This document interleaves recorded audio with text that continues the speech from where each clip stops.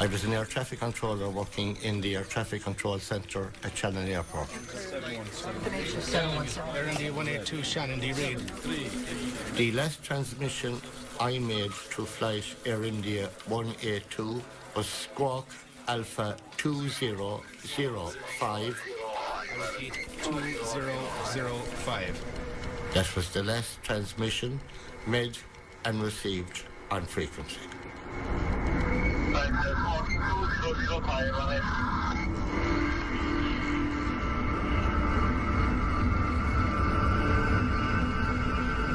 There was one fleeting moment on the tape where there was a loud, long, continuous noise, but no voice.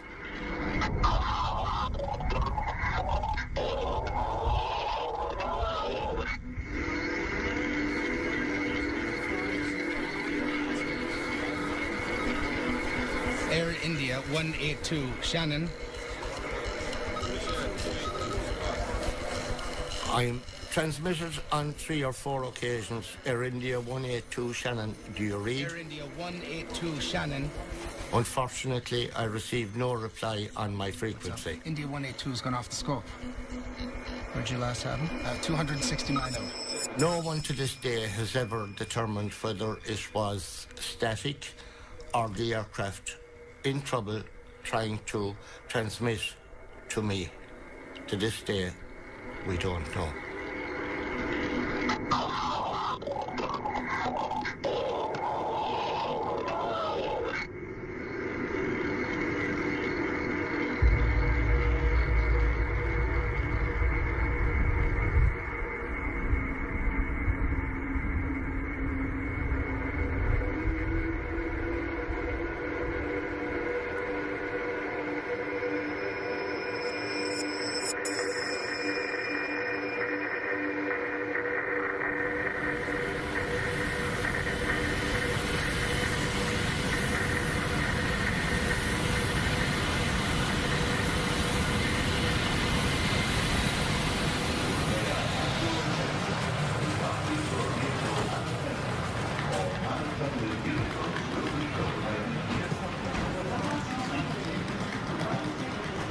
My grandmother was ill.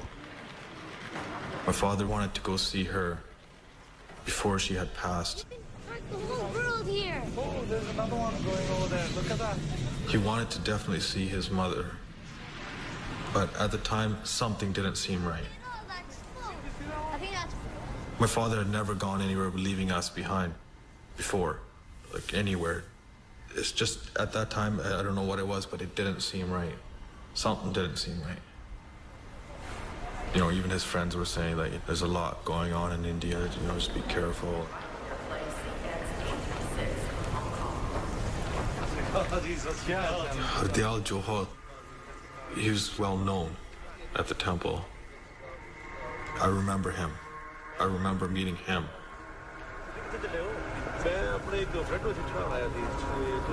And when they asked him, you know, how come you're here, are you flying? You know, it was quite early in the morning, I believe, and he didn't really have an answer. And just kind of like, you know, moved on, walked away, and that was it.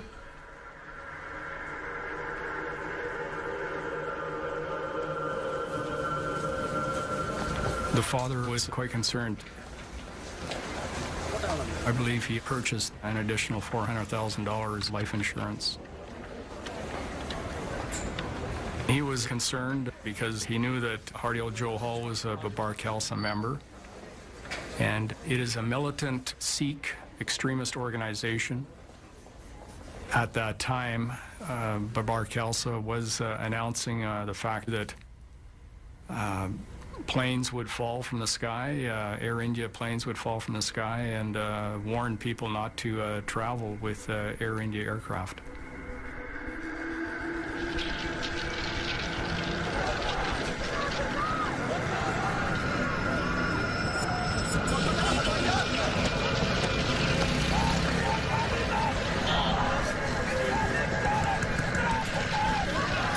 In 1984, the Indian government and their security forces mounted Operation Blue Star, targeted the Golden Temple in Amritsar. And the Indian government's actions around that particular event had an effect of galvanizing overseas Sikh communities everywhere, and particularly what we term the Sikh extremist communities. Those individuals among the Sikh communities that held to the notion of a separate state of Khalistan.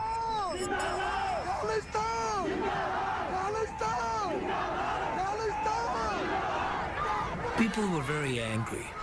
Loved ones may have been killed, temple was interfered with.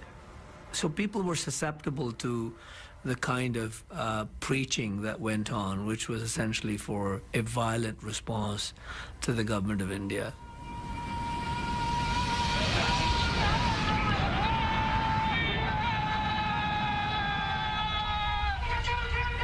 I think it's fair to say that the principal extremist or pro-Khalistani group at that time would have been the Barber Khalsa. And it was widely understood that Talwinder Singh Parmar was the leader of the Barber Khalsa in Canada.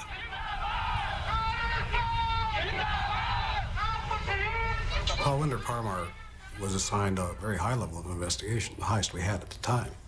So the profile would have been, in accordance with our assessment, that Talwinder Singh Parmar represented his activities represented a very serious threat to the security of Canada.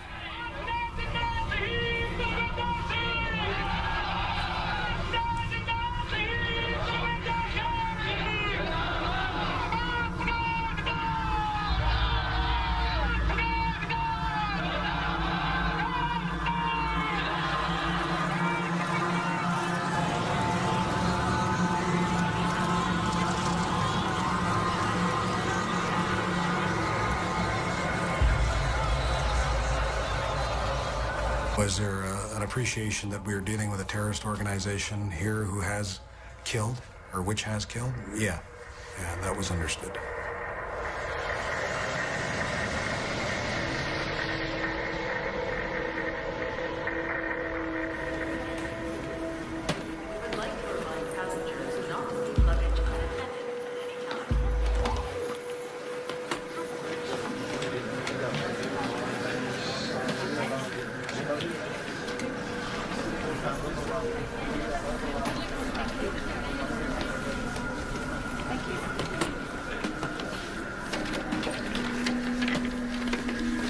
He asked me if his bags were checked through to New Delhi. And he said, I'm not. He says, I phoned them this morning. I'm confirmed on Air India. I said, you may be confirmed on their computer, but you're not confirmed on our computer. But it's not on our computer. When you get to Toronto, check in with Air India. Oh no, what do you mean? When I live in Toronto, I have to pick up my luggage, take my luggage to the Air India and rebook it? Yes. Oh no, it's a big hassle for me. I paid full fare for the ticket. I understand, sir, but you need to come. He did say, I paid full fare for my ticket, and he was a business class passenger in the business class lineup, which gives him privileges.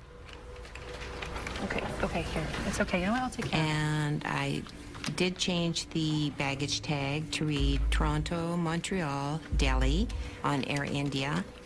Thank you. Have a safe flight. Unfortunately, that's one of the things in my life that I see in slow motion all the time, is me ripping off the orange Toronto baggage tag and putting on the pink Interline tag, which would transfer it over to Air India.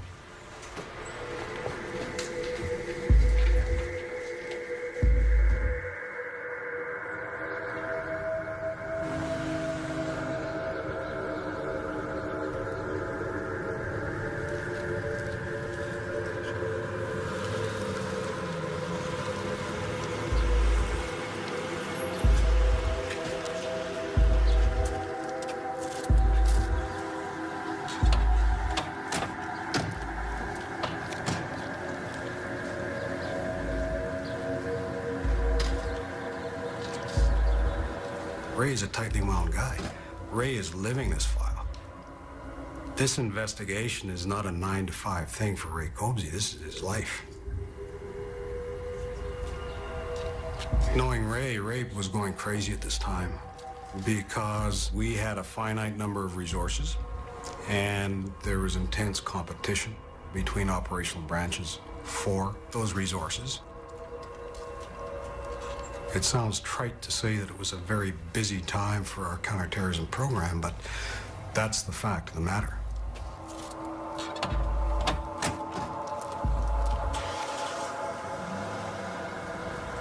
Ray was deeply concerned that if he could not investigate Talwinder Singh Parmar to the depth that he needed to investigate, he was going to do something.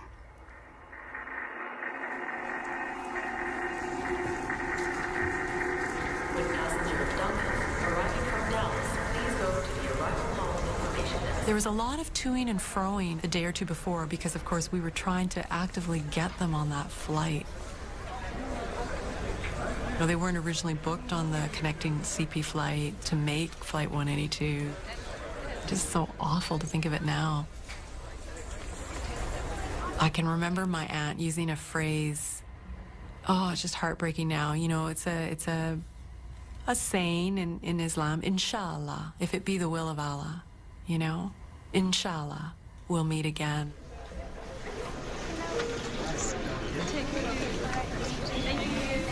We were sisters. Zeb was always happy and adored by all of us. She was star in every way. Yes, she was. And at the same time, she will never tell anybody that she's a doctor. Unless it comes up or anything. She was the most humble person I know. And I remember my mom just not letting my aunt go. They just kept touching each other's hands through the glass. I really remember that. Smile. And feeling frustrated, feeling embarrassed, you know, and just saying, okay, bye to my aunt and uncle. And we never, it just wouldn't even occur to us that we'd never see them again, ever.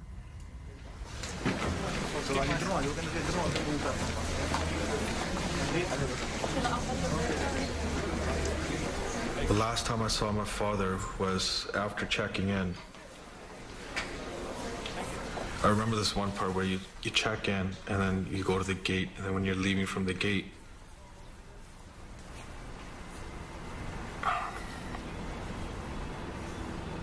you walk.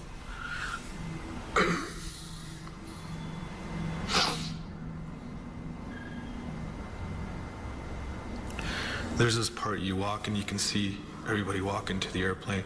I just remember my dad waving. This is a final boarding call for passenger MC on flight. That was the last time he waved goodbye. That's all I remember.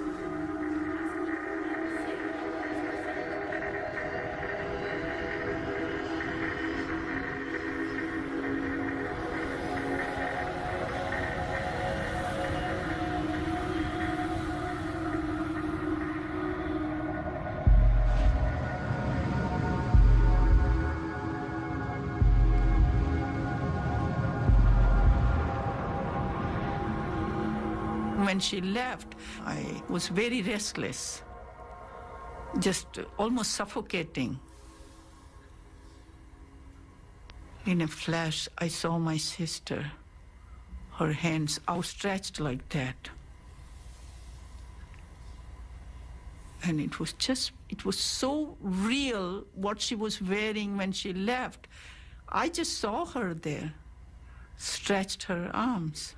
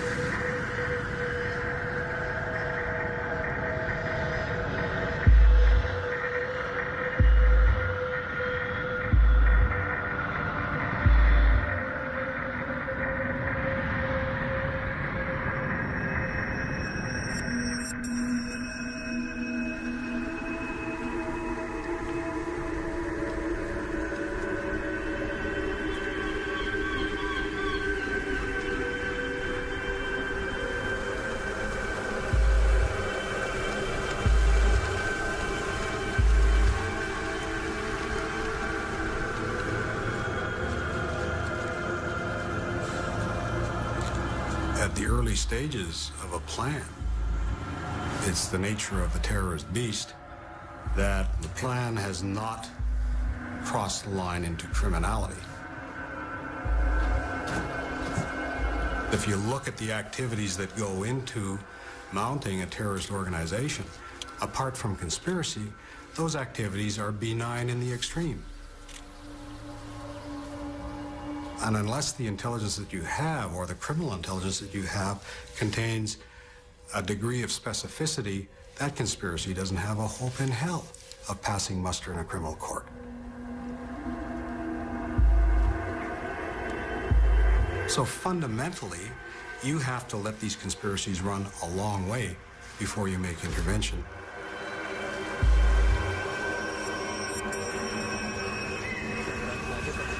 I call this the 60 minutes to boom phenomenon. When you are leading a counterterrorism investigation, you effectively have to take a terrorist conspiracy 60 minutes to boom to have a realistic shot at a successful prosecution. And that's just the way it is.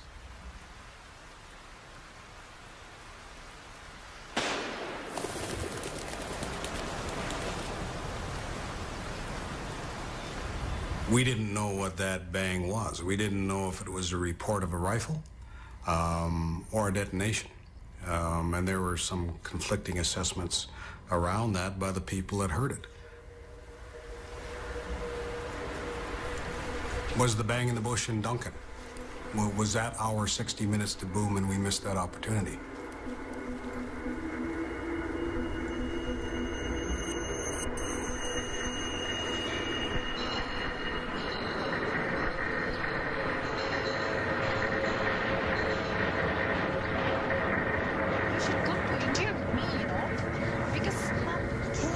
My mother, Borsha Kelly, was accepted to do her PhD at a university in India, and that's why she was going back.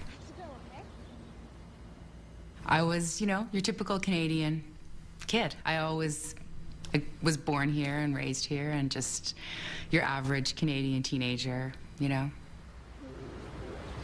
My mom actually said, you should come to India with me, and you'll have the whole summer. We can just bum around India, but something inside me knew that I shouldn't run away from my problems. So I didn't go, which, gladly, thankfully, I didn't go. I remember I had to go to work and saying goodbye to her at the door, and I remember her saying that she would be back before I knew it. And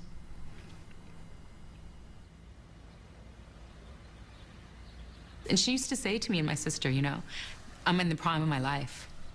She used to say that at 48, this is the prime of my life.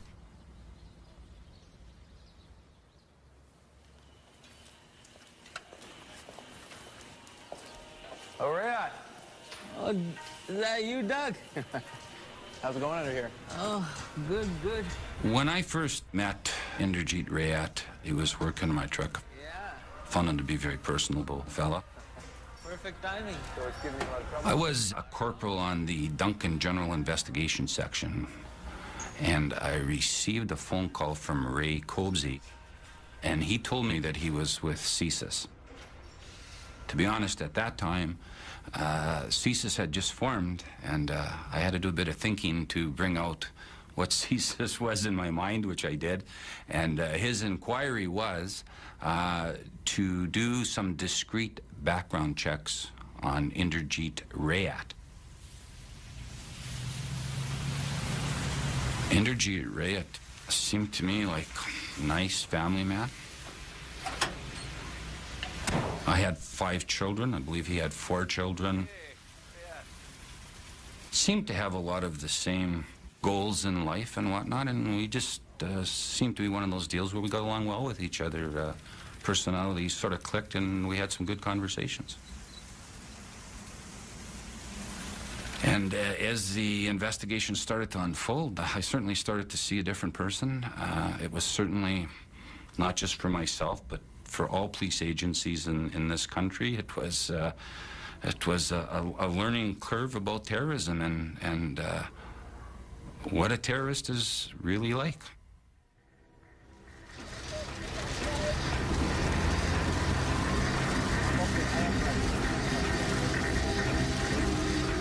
We started towards Toronto. It was raining like anything, storm coming. We were fighting quite a bit. And that didn't make a sense why we were fighting.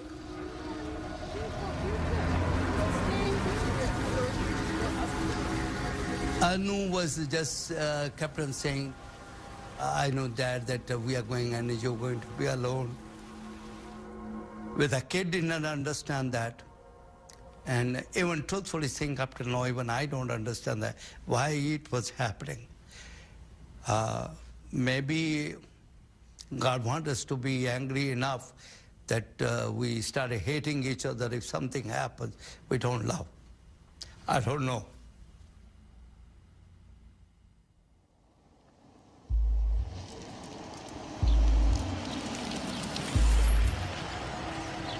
In this group of associates that Talwender Parmar had, you had a bunch of like-minded individuals who got together and plotted actions and planned for the future of Khalistan.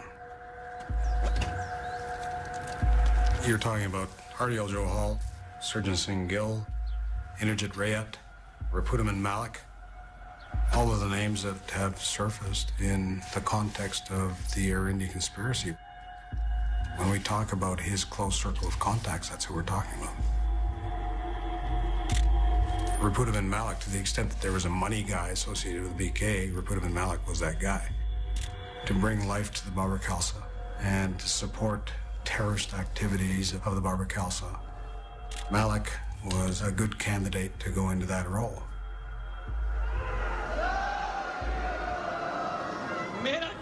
Najib Singh Bagri is Babar Khalsa leader. His views on achieving an independent Khalistan are very similar to Malik's. ਹੁਣ ਅਸੀਂ ਹੋਰ ਕੁਝ ਨਹੀਂ ਬਾਹਰ ਕਰਾਉਣਾ ਚਾਹੁੰਦੇ ਸਾਡੇ ਨਾਲ ਬਹੁਤ ਕੁਝ ਹੋ ਗਿਆ 50,000 ਤੋਂ ਉੱਤੇ ਨੌਜਵਾਨ ਸ਼ਹੀਦ ਹੋ ਚੁੱਕਾ ਹੈ ਕਹਿੰਦੇ ਸਾਡੇ ਹਿੰਦੂ ਭਰਾ ਕਈਆਂ ਨੇ ਕਿਹਾ ਹੈ ਮੈਂ ਆਪ ਨੂੰ ਭਰੋਸਾ ਦਿਵਾਉਣਾ ਜਿੰਨਾ ਚਿਰ ਤੱਕ 50,000 ਹਿੰਦੂ ਅਸੀਂ ਕਤਲ ਨਹੀਂ ਕਰ ਦਿੰਦੇ ਸਾਹ ਨਹੀਂ ਲਵਾਂਗੇ These are very bellicose individuals. There was not a day that went by when Sikh extremists were not going to kill somebody or blow something up.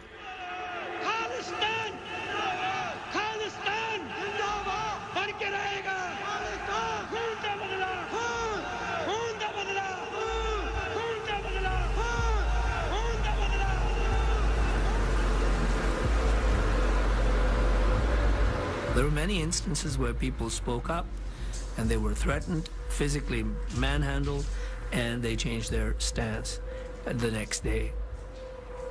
It was a state of fear that existed in the community at that time.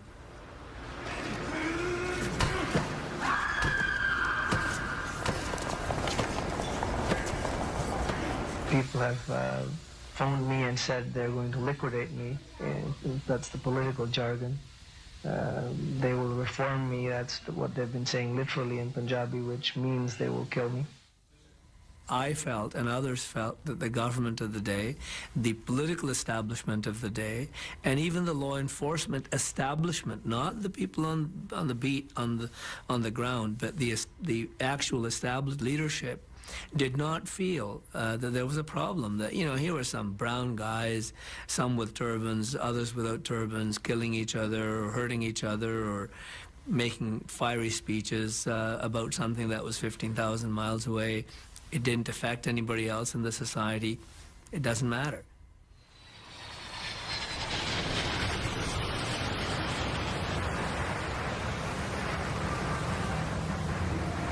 Just as we were approaching the airport, the rain stopped.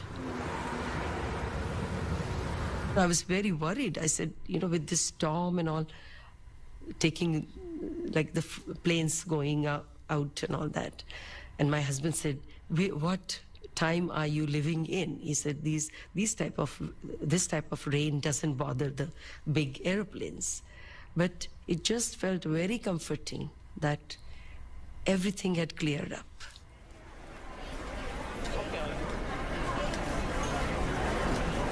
It was a beautiful day. It was not an extremely busy day, which sometimes you can get busy periods in the international flights. This was a nice day. Okay, you're going to go this way. And your gate's just that way. School was out, and these were all Canadian children that were going home to meet with the grandparents or go home for their summer holiday. A lot of young people.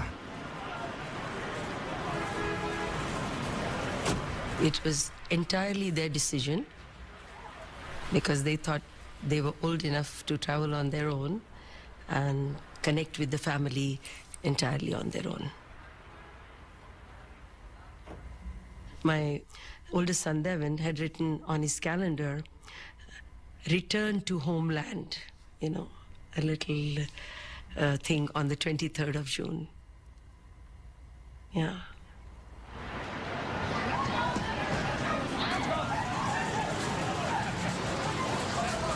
We had two very talented young daughters, and my life revolved around my family. It was our hope that, you know, they would grow up to be really productive, good Canadians.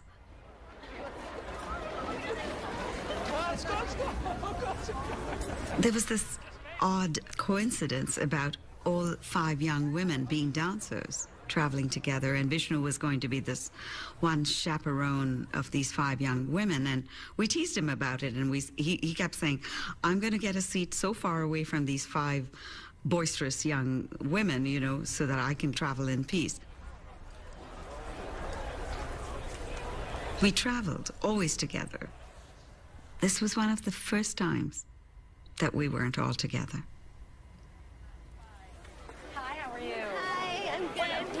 Suit you have. What a great color. There was one young girl that came up. She was dressed in blue. She was, I think, probably 22 years old. And she said, it's my first trip over there, and I really wanted to look so nice. So we assured her that she looked so beautiful, and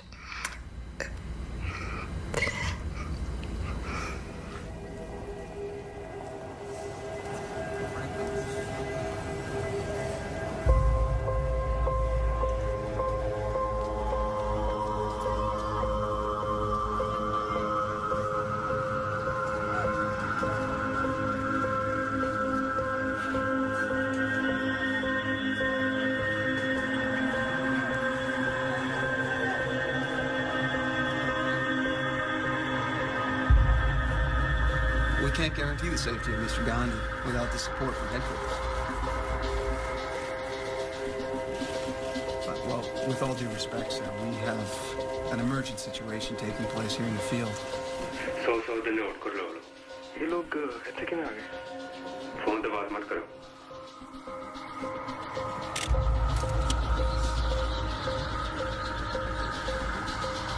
So if you're Ray Kobzi, you know, you breathe a sigh of relief, you say finally, and you start hoping and praying that what derives from resources that he now has will in some way advance your investigation beyond where it was before you got that resource allocated to you.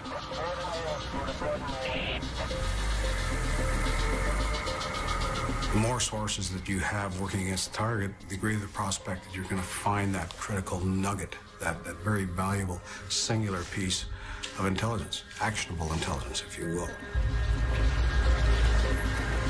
He's now got a critical mass of information that's starting to come together, pointing to the fact that the Barbara-Khalsa in Canada is planning something.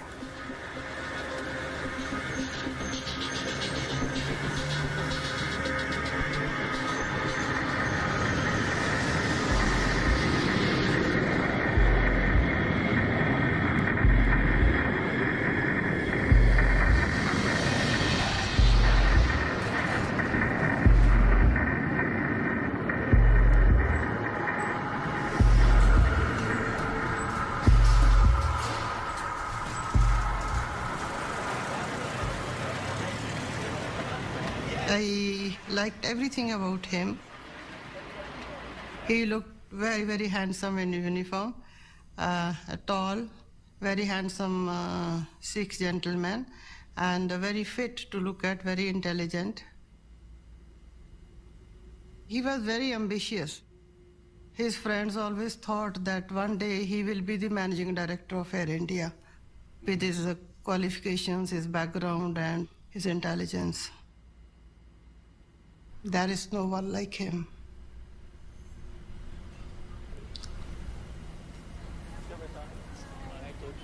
We are saying bye. We hug each other. And I'm telling the kid, take care of your mom. On the same time, I'm telling the mom, take care of the kids. This is the first time that a person is going out of country and I'm not there with them.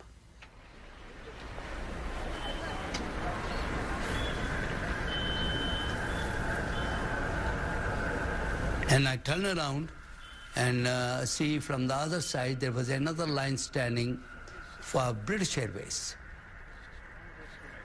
Surprisingly, there were almost 80% people with a turban.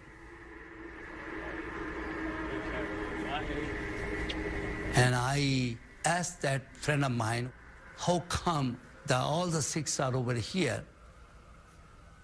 And they were not in Air India. Only 2 people went to Air India. Why? He said, you know that the Sikh people have boycotted Air India. I have to pass out to my family. I wanted to see my family at that minute. Something was pushing me to see them. I do not know what to do. They won't let me in.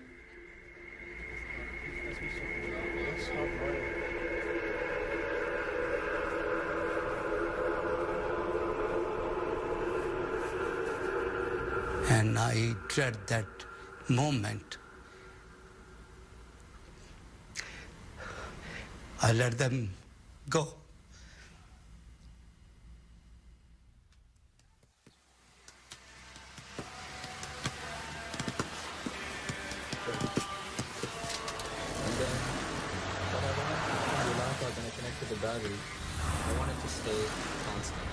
One of the things that does stand out in my mind about this investigation is the piece of evidence where Mr. Rayat went to the store.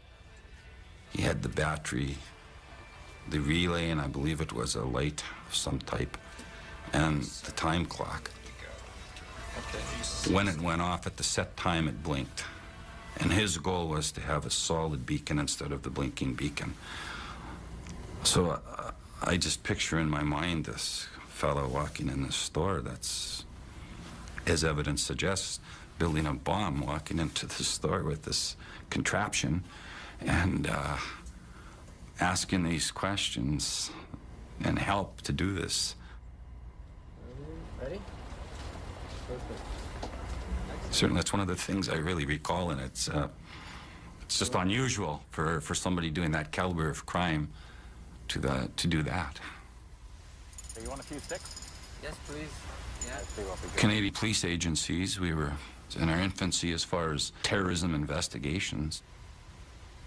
Police officers at the time, I mean, yes, Canada has a great Canadian mosaic today. Back in 1985, I don't think the police were any different in East India. And we didn't know the difference between what is a Punjabi, what is Sikh, what is Hindu, Khalistan, what is that? Where's India? Like, where did you put the sticks? Here you have a conspirator walking around and telling people about his concerns back in India, and he has to do something, and very overtly doing things, which is laying in an evidentiary trail. Big explosion from 2 sticks, I can't believe it.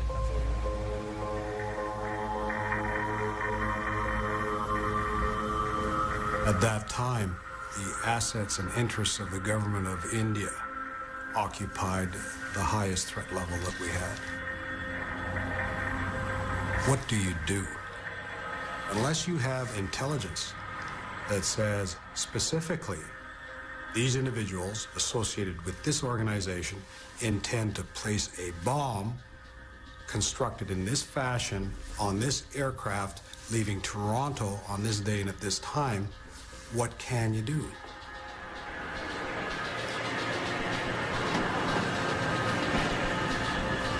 It was really, really hectic in there. And there was a lot of pressure on those people. Get things moving, get it moving. We've got to get that plane in the air. Load the luggage on and on your way. Most airlines don't like to see one of their aircraft just sitting idle.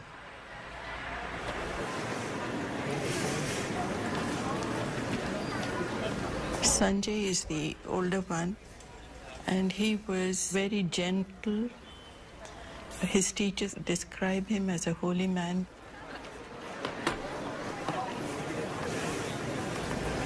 My younger one, Deepak, was bright too. He too was an honest student, but he was full of life, full of laughter, full of mischief. I used to say, I have two hands, one's Sanjay, one's Deepak. I have two eyes, one's Sanjay and one's Deepak. One has got foresight and the other one is the light of my life, because Deepak means light. He was born on Diwali. Deepak said bye, and then that's it. He went off straight with the kids. He was laughing, jumping, running. Wait for me, guys. And Sanjay came to me and said, Mom, look after Dad. Sanjay said this, and then he went forward, said goodbye, went forward, said goodbye. He turned back 20 times before he turned off. The kids were ahead of him and they went away, and the lady went with them. But this son of mine turned back 20 times, and then I began to feel agitated, and I said, Babu, what is this? This is not normal.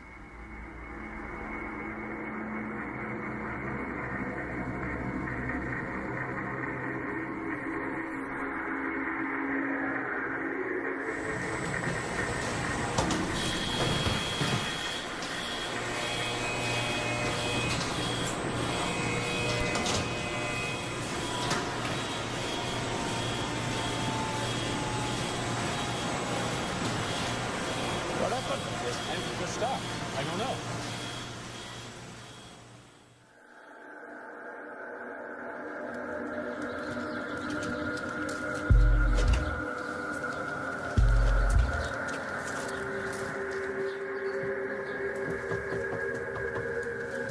There were concerns that the Babar Khalsa may orchestrate some type of a plot to either assassinate Rajiv Gandhi or cause him harm.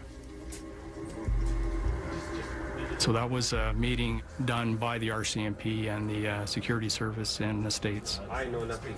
Okay? To see if they would tell them anything concerning what they knew about certain individuals, and also to let them know that they were being watched.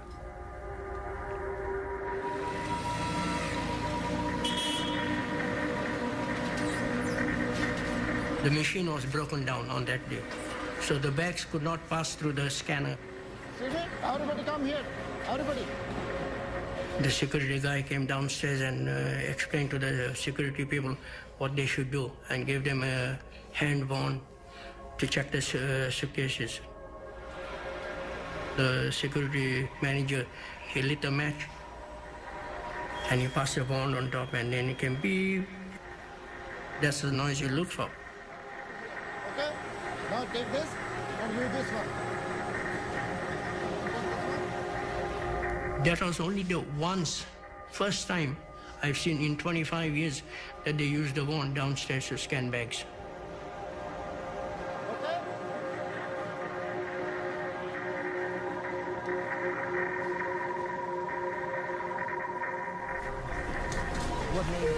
Ladies and gentlemen, we would like to apologize for the delay in boarding Air India Flight 182, soon departing for Delhi via Montreal and London Heathrow. We thank you for your patience and we will keep you updated. Mesdames et messieurs, veuillez accepter nos excuses pour le There was quite a number of children on board the flight, and this is the most vivid memories I have, personally.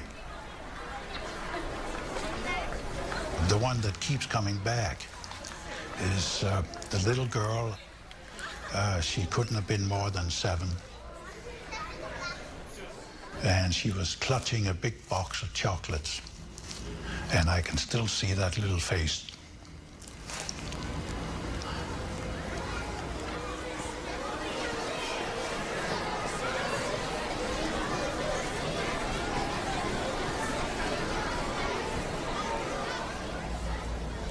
I was joking with her all the way to the gate that you better give me that box of chocolate because they're going to be melted before we get there.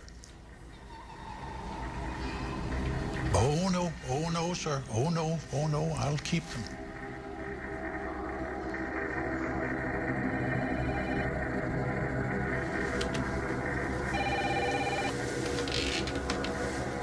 Hello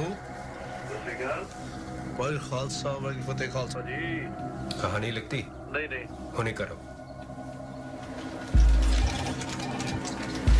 CPR, good afternoon.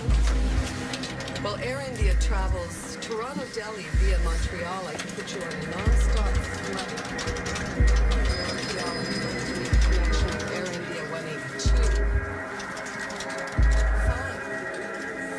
हाँ जी मैं कहानी लिखती है जी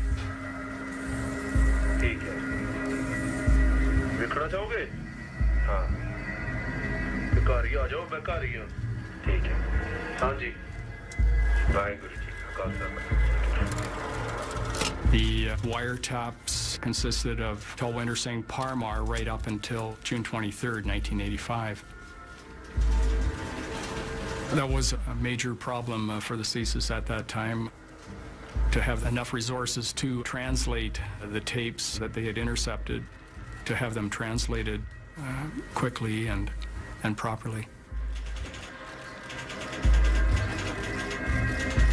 कोई खालसा वाली फतेह खालसा जी कहानी लिखती नहीं होने करो ठीक हाँ जी मैं कहानी लिखती है जी ठीक है What does that mean to you as a reasonable man?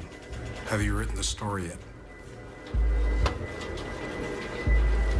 The fact that something I don't understand is followed by a call to a CPR office does not present to me a eureka moment saying, oh my God, they bought tickets for a CPR flight and they're going to put a bomb on that plane. That doesn't follow in any reasonable man's reality. You know, so that's the eyes that we're looking at this with. Have you written the story? What does that mean? Ladies and gentlemen, Air India Flight 182, destination Delhi via Montreal and London Heathrow, will now commence pre-board. We would ask anyone traveling with small children or anyone else needing assistance to board at this time. Please have your passports and documents with you.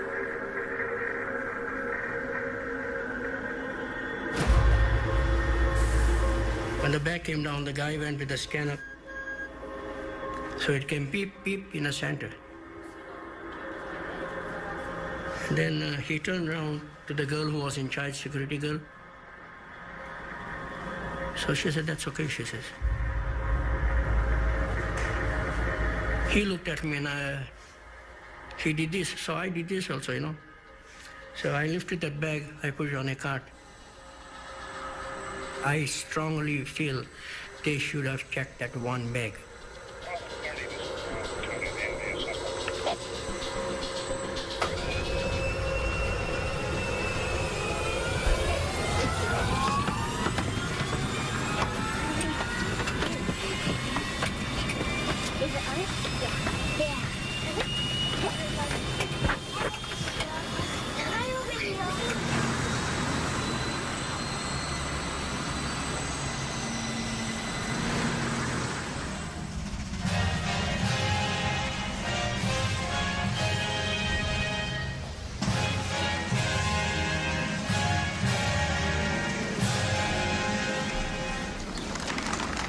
You do have a sense of relief, but it's very short-lived. You say, okay, Gandhi lives to fight another day. But there's still something else going on there, and we need to know what it is. So, you don't see a lot of celebration in our business.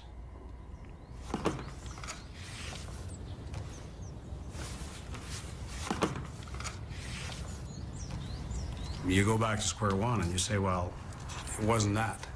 It had to be something else. Okay, if it's not Gandhi, then what?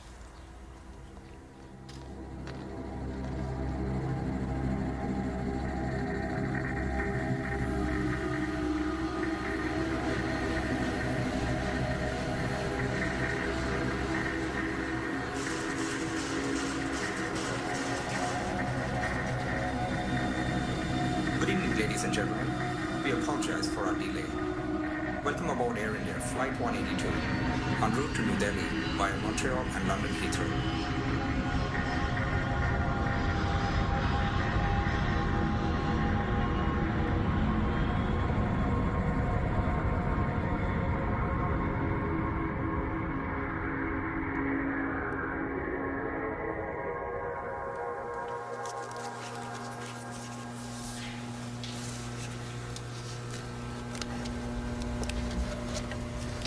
I've seen what bombs do to bodies. I've seen what falling from great heights will do to a human body.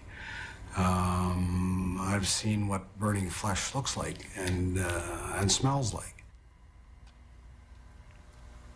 This is not an ethereal concept.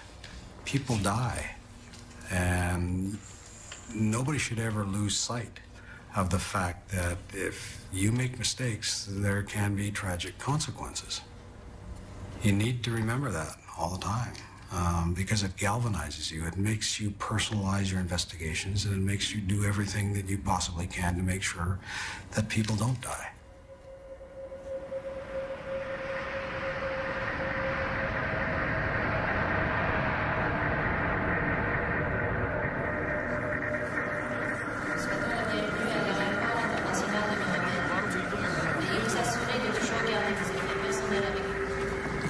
I was a good girl.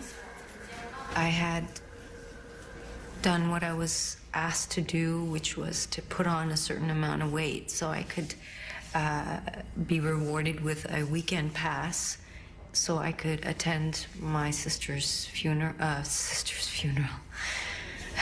graduation.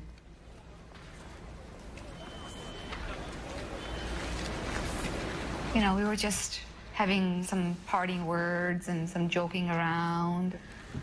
Oh, it was a big hug, definitely. Yeah. And, you know, you sort of, and after sight, you think, oh, you know, why didn't I say I love you? Or I didn't, you know.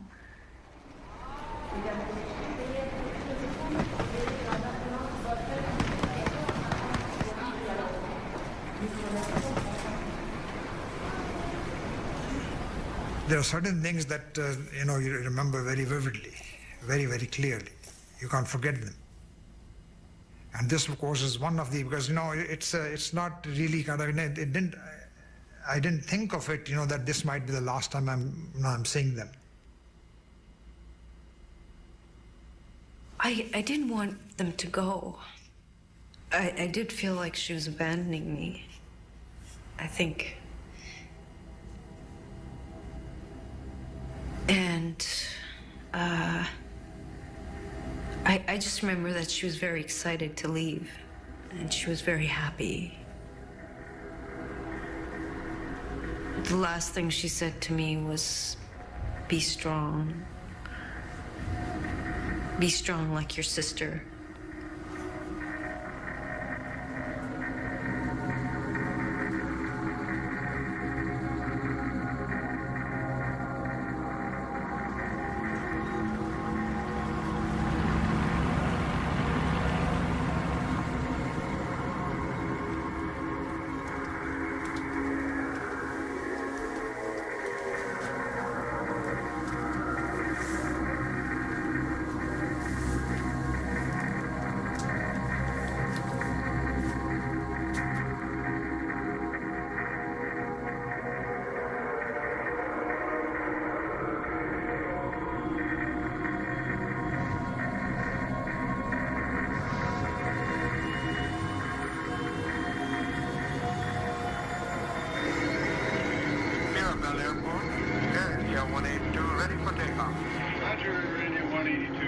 takeoff. Contact departure 12465. Have a nice flight.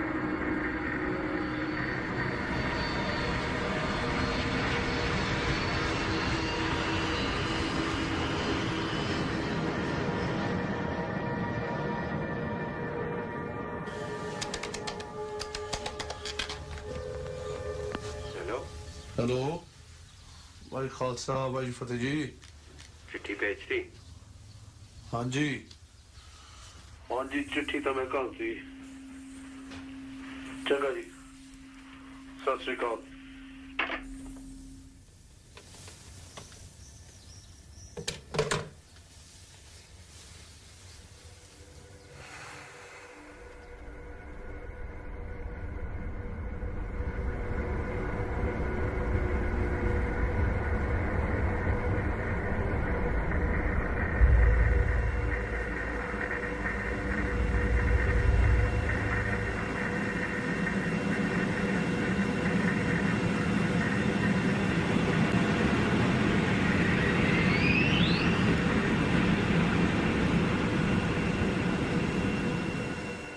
Two people were killed and 4 were injured when a bomb ripped through the baggage handling area at Narita Airport today.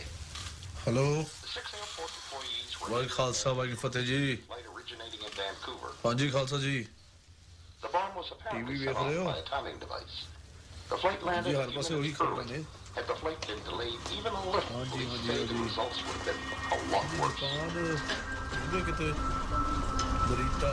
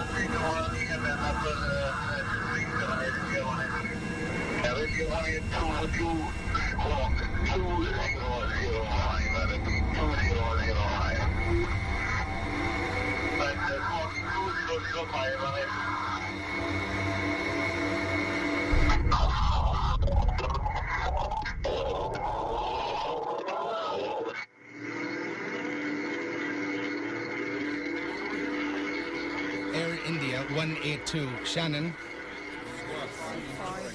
Air India 182 Shannon, do you read? There's an Air India 182 at this time. He's not talking to us. Can you see anything ahead of you there? 33, and I saw a piece of a contrail out the left side that looked like it might have been at 31, but certainly no airplane yet. You don't see anything there? At this time, we're very worried. We're very worried. Yeah, that's a... We tried every means humanly possible to re-establish contact with the aircraft. Unfortunately, it was not to be.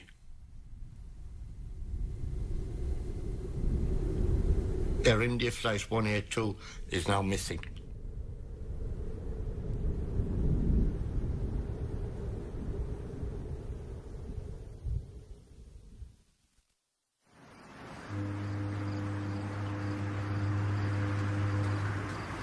Well, the phone had awakened my sister and I, and we were sort of groggy. It was very early on a Sunday morning, a beautiful, quiet Sunday morning in June, and suddenly my mom's screaming. Oh, it was a scream really like I've never heard. Like, it was just awful. I don't think I'll ever forget those screams. No, I know I won't.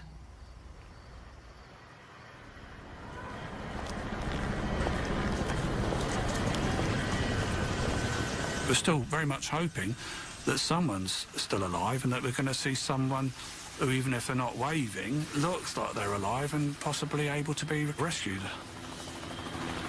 And we're still desperately hoping that someone's going to have got out of this, because sometimes people do. That's a pretty slim hope, but that is the big hope.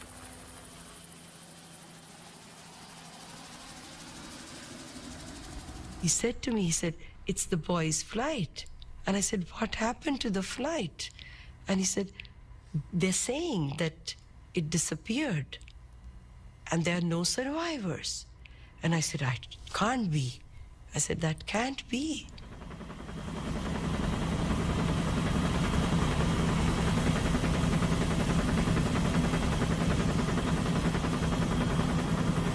It was a bit of an adventure, to be honest.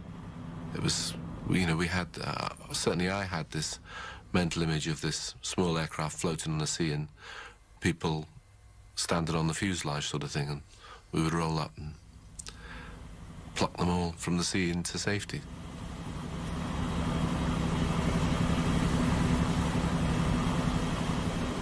He went to the phone, he said, yes, the children were on the plane.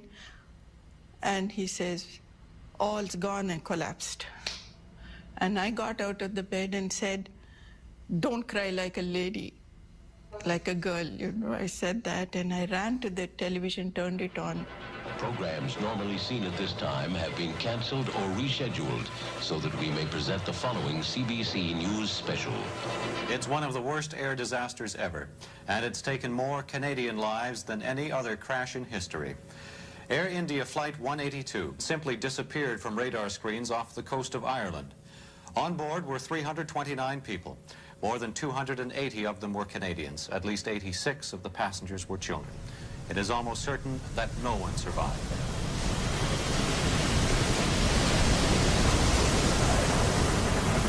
You're in the near Atlantic in a 10-ton helicopter that's creating an awful lot of rotor wash, is extremely noisy, smelly, and vibrates a lot, and yet you get this incredible feeling of it's quite calm and peaceful and eerie, that there are an awful lot of people who've just died here. And it's something that I've never felt before and something that I've never felt since. And I think that was just like us realising that this was going to be a recovery as opposed to a rescue operation.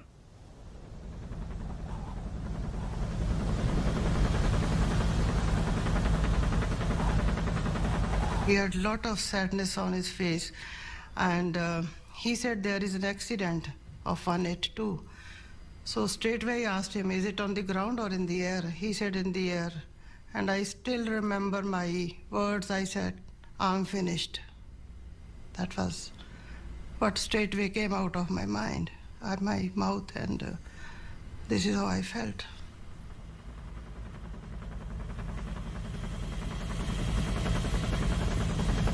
And at that stage, they told us that the wreckage extended for between 5 and 10 nautical miles in any direction from our position.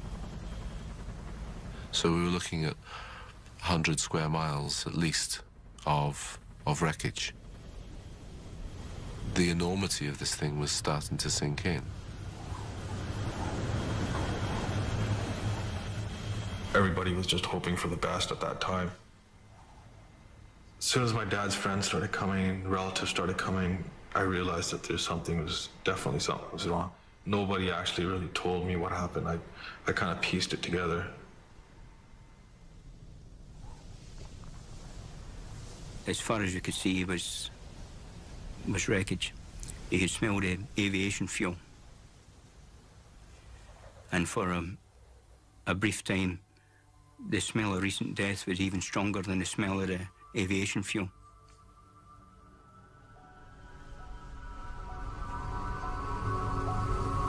I was in such complete shock. You know, it just felt like a dream, a nightmare that was passing me. You know, it was something that I kept feeling I'll wake up from.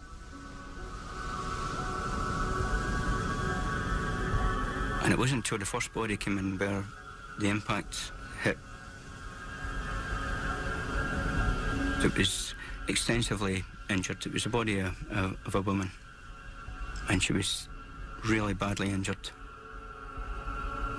There was an immediate impact on some of the men in the boat. And some of them were crying and some had been sick.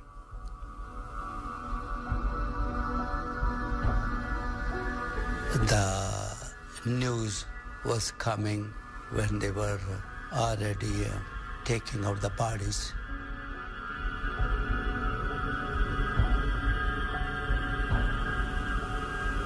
I just made a statement. I say, don't worry about that. The plane fell there. I know they know swimming, so no big deal of that. And they will swim.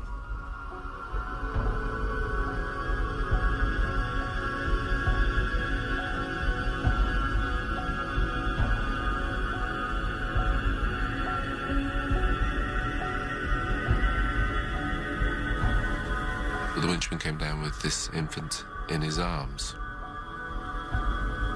And it was just terribly wrong that this infant that looked perfect was so cold and so without life and so out of place. You know, you don't see babies on ships. You don't see babies on the deck of ships in the middle of the Atlantic. And when you do, they're supposed to be warm and alive.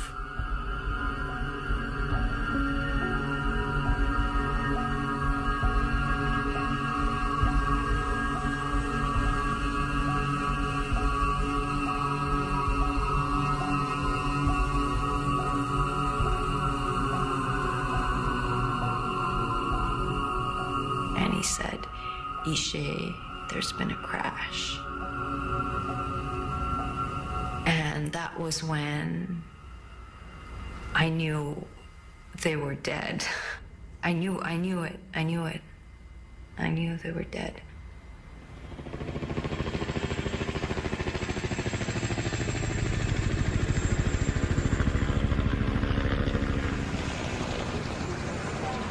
We weren't trying to recover wreckage as such, but there was this container, and I was just amazed to find that there were sweets and a chocolate bar in there with little tooth marks in it. And it's just so demoralising, really. It just wipes you out. You think, you know, there's just no hope. No hope for anybody. We've got this, and yet there's nobody going to be alive, and it's just so tragic.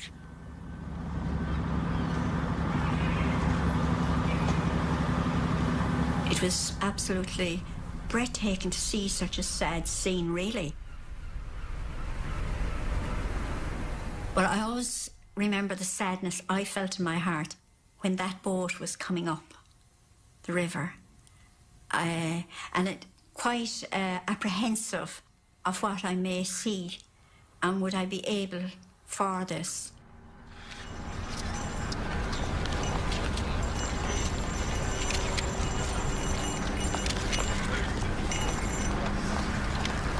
We laid them on the stretchers, and I called teams, and the nurse and the Garda and the Navy carried each stretcher.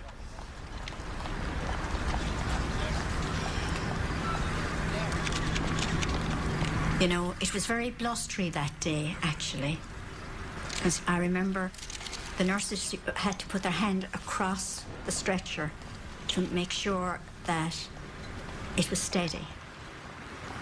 And to me, it gave the image, you know, you're all right, you're home, we're caring for you.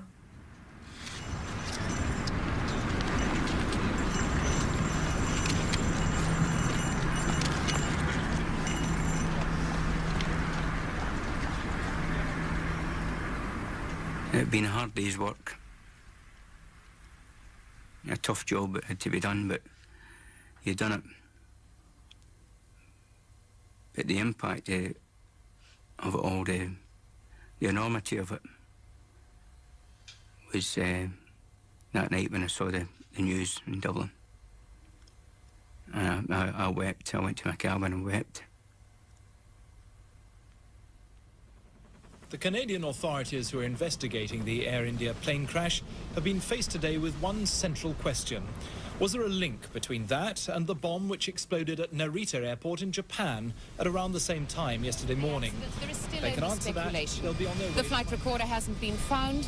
The bodies which have been recovered so far have Suddenly been it injured, disappeared but they've from air shown traffic no signs control of- radar screens. It is now suspected, though not confirmed, that a bomb blew the plane apart.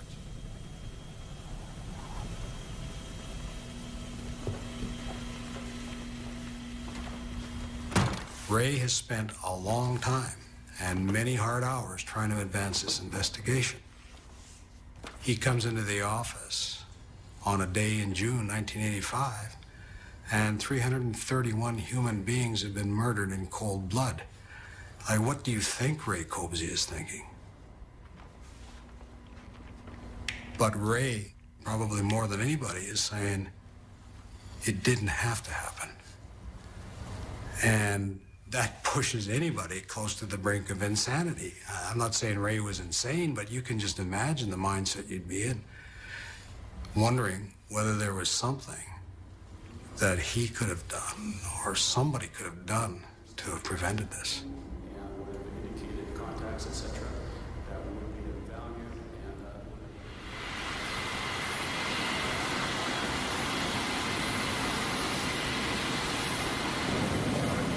There were a lot of people that had met the same fate as my wife. You know, they were the same relatives there. And there they were looking at me and they were saying, the Sikhs did it. And I was one of the person that was wearing a turban. And it was quite a trying moment there. And people saying, you guys did it, you guys did it. And I had to tell them that I lost my wife too. We were the first ones to arrive, and there were no Canadians. And when we went to the Indian consulate people, they said, what citizens you are? We said, we are Canadian citizens. They said, you have to wait for the Canadian people to help you out. And when we went to Ireland, there was no Canadian representative. Nothing at all? No. And I think that was the beginning of my rage, really. Started in the days after the bombing. I remember then Prime Minister Brian Mulroney sending his condolences to the Indian government, which was such an outrage to me because, you know, my mother was a Canadian citizen. I'm a Canadian born in this country, and yet his condolences are going to India. It's like we were never Canadians in the first place. You know, that this was not something that happened to people that lived in our country.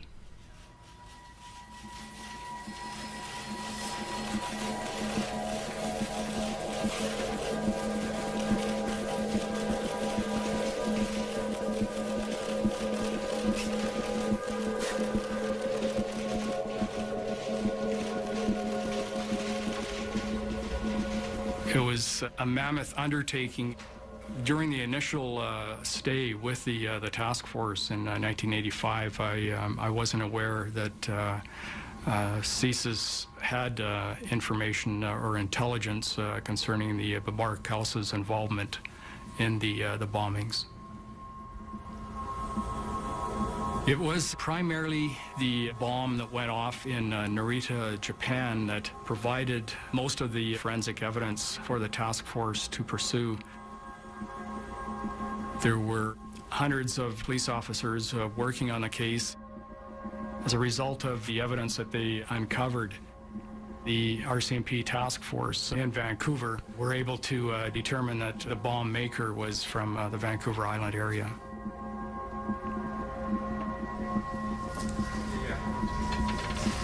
As the investigation unfolded, we found that in a very short time period before the baggage was put on the plane, Inderjeet Rayat went to Auto Marine Electric here in the Lower Mainland and needed to purchase another battery, took some of the components into the store, and sought to use his employee discount at the time he was in the Auto Marine store.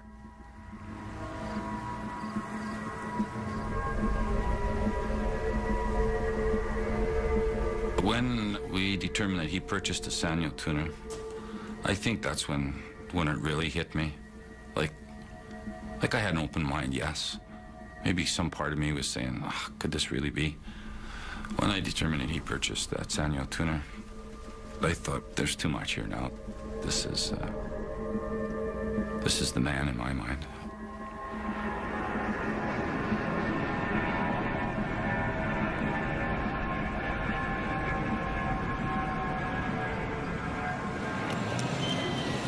They took us right to the hospital in Cork where all the bodies were being brought in. They gave us some forms from Interpol to fill out as best as we could to describe our family members, any noticeable birthmarks or scars and anything that could help them in the identification process. Because we didn't know at that point what condition the bodies were brought up, because, you know, even in my mind at that time I'm thinking, well, maybe he hit the water, was unconscious, woke up, and he's somewhere, you know, wandering around, doesn't know where he is. Like, I mean, you think, you grasp at all sorts of crazy ideas, thinking that they're still alive.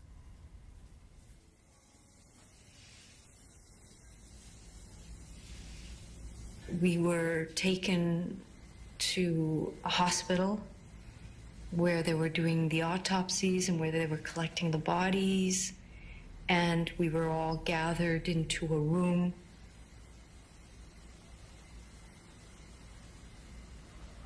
We were sort of reassured that the deaths were instantaneous and no one was really conscious of what was happening, and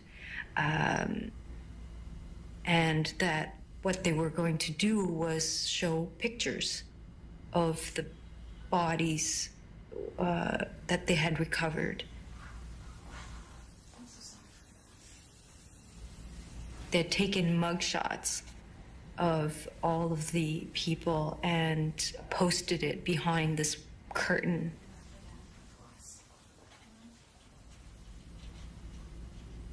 I was able to identify my sister. It didn't look like my sister. Her face was flattened and her nose was gone. But I was able to identify her because she had a particular way of wearing her eyeliner. And that eyeliner was still on her face.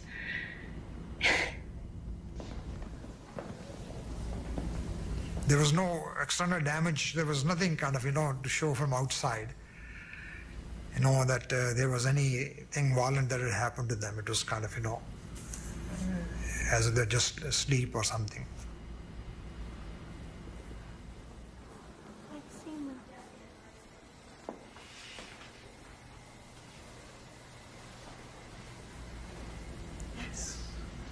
And their face was fear.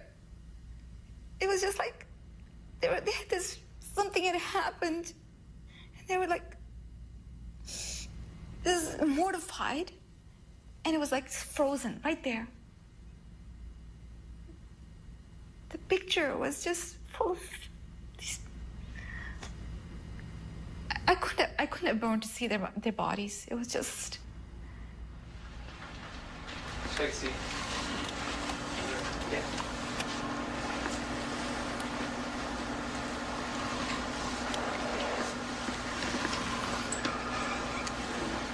I wish to ensure that you understand that we do not want to threaten you.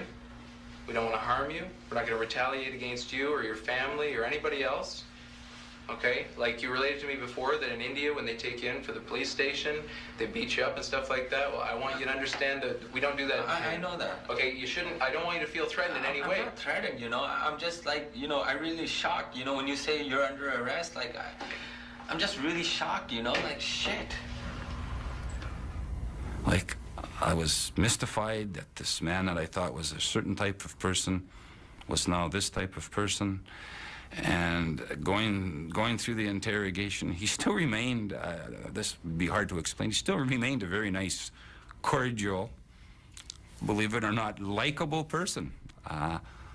But at the same time, admitting to you that he did get dynamite, that he did purchase the Sanyo tuner, and I don't believe for a second that you're such an awful person, okay? I know you did some bad stuff, and I want you to be honest with me, okay? Now, I know when you're lying to me. You and Mr. Palmer went into the woods. Why don't you tell me what you did when you went into the woods, sir? We just went on a walk, okay? Okay, but there was a loud noise. What was that? Well, what loud noise? What are you Well, that's talking what I just about? asked you. I didn't want you to repeat the question. I asked you what? What made the loud noise? What? How can I do it? How do I know? Okay, that's what I'm asking you. What was the loud noise? What? I know nothing, you know. I don't know. I don't know. Listen, Riyad, I want you to be honest with me, okay? I want you to think about a lot of things, and I want you to be As honest. nice as they are, as nice as they seem, there's a total lack of emotion when it comes to what's being investigated. The fact that 329 people, 2 others were murdered, the fact that there was little kids, the fact that we produced evidence out of the sea like little Cabbage Patch dolls, clothes off infants and stuff that, as an investigator, just looking at the exhibits almost bring tears to your eyes, have no effect on these terrorist people. Like, have absolutely no effect whatsoever. Just totally numb to it all.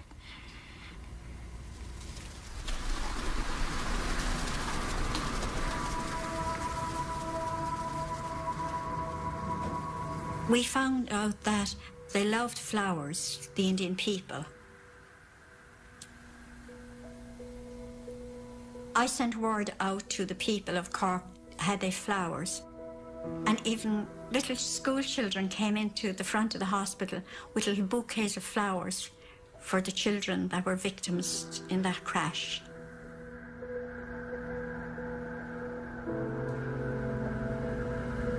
It's a small village, and when they saw 329 people and families coming there crying, they were deeply moved. They opened their homes and their hearts, and if it was not for them, I don't know. I don't think I would have even made anything of my life. We keep on looking.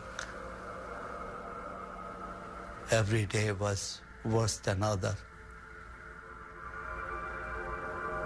Surprisingly, I see my son.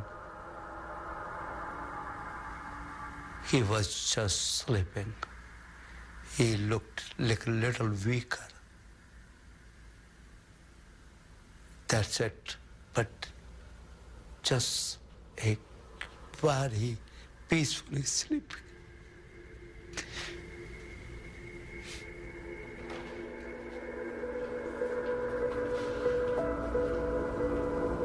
Then my husband said, "You're a doctor, you go." I said, "No, you have to come with me."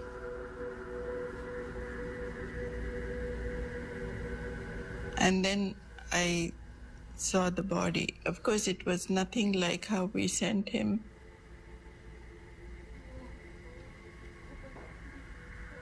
I clung to this body. I started looking at every birthmark he had and was hysterically showing the guard. And he said, "Relax, ma'am, this kid will be given to you." So we found Sanjay, but I never found Deepak. And I went looking for every bone that they had there. I haven't found him. And for a long time, I used to think, maybe he's saved. Maybe he'll come one day to Canada and I'll find him. But the scientist in me didn't believe such stupidity.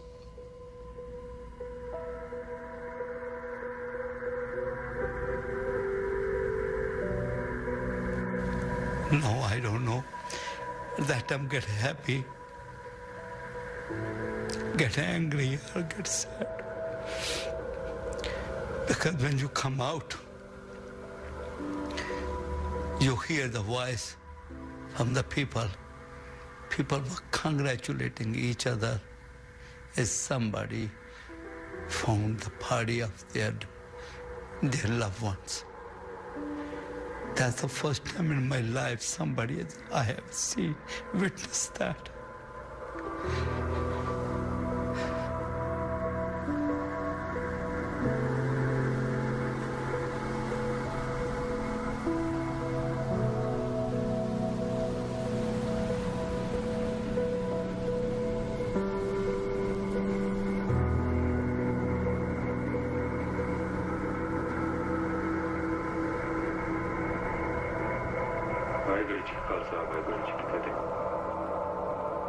हाँ जी मैं कहानी लिखती है जी ठीक है फिर देखना चाहोगे हाँ ठीक है मैं घरे तुम घरे आके आ जाइए ठीक है वाहिगुरु जी का खालसा प्रगट जी की फतेह. There was no mystery around the process. There was a policy provision, there was a legal imperative, and there was a manual process that said after 10 days, get rid of them. So when the RCMP came in after the fact and said, you know, we want access to your intercept material, in most cases, all we could show them was our intelligence report that, to the best of our ability, faithfully reflected what was on that tape, now erased. Somebody ought to have had that eureka moment and said, we have to stop doing this. It was a mistake, and it was a mistake that shouldn't have been made. And we have acknowledged that. It shouldn't have happened. There's no joy that comes out of Air India Narita. Not for anybody.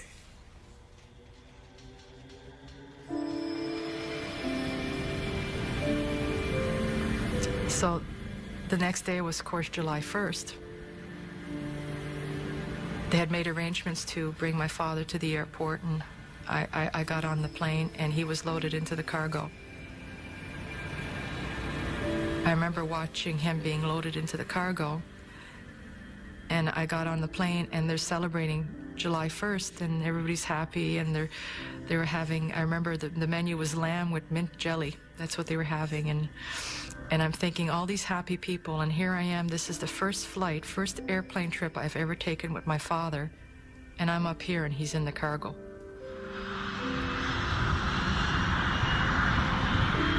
It's the first father-daughter trip we've ever taken together.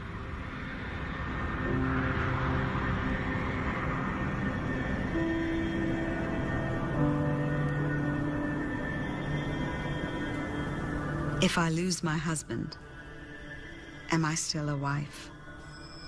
If I lose my children, am I still a mother? Who am I? To walk into that house and know that that bed will never be occupied by that person again. To go to their closets and feel their clothes and smell them. To go through your cookbooks and see that you're going through these recipes that were their favorites. To listen to a song that you knew was one of their favorites. What do you do with all that? You know? It's so full and so empty at the same time.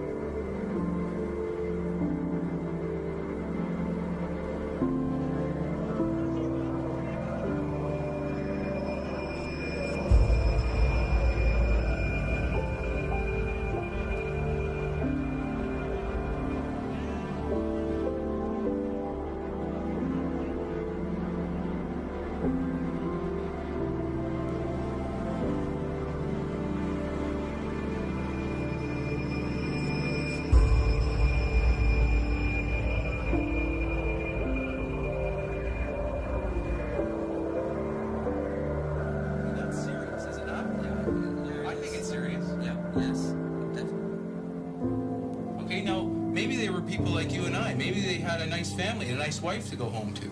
They're not going home to their wife anymore. Like, that's not happening. What do you think should happen to people who do things like this? What do you think should happen to the people who did this? Tell me what you think. You know, that's really bad what happened, right? I feel sad. What do you think should happen to the people that did this? They should be shot.